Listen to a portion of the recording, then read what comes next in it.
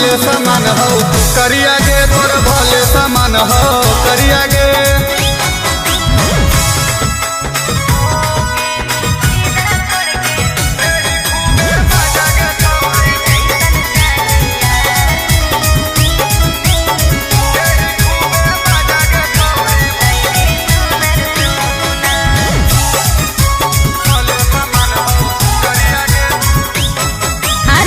गजरे की धार ना मोतियों की हार ना कलियों कोनो सिंगार तबो तो लागल रहो हीर छौड़ा पागल रहो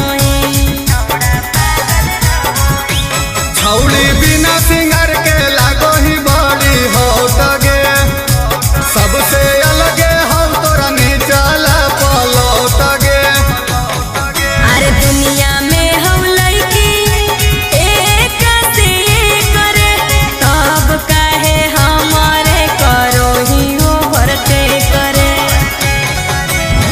भले रहो ही खिसियाल गे छौड़ी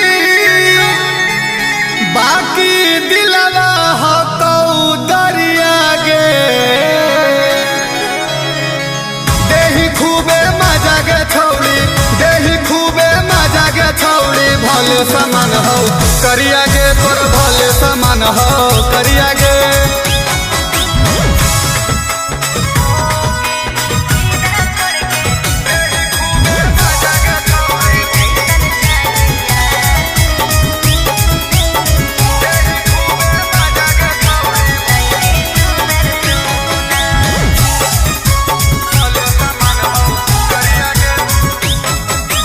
बढ़िया हो विचार तोरे जैसन चाहे यार जे करते रहे प्यार छौड़ा जिंदगी भरा रे छौड़ा जिंदगी भरा रे। छोड़ के जइबौ नहीं गे छौड़ी रहबौ एते गे जब तक जिंदा ही और रही है खाली देते गे। अरे राजा रोशन सुमित की देख लेनी खूबी हाथ मुंह धोके करे में गेनी डूबी। भले रहो ही खिसियाल गे छौड़ी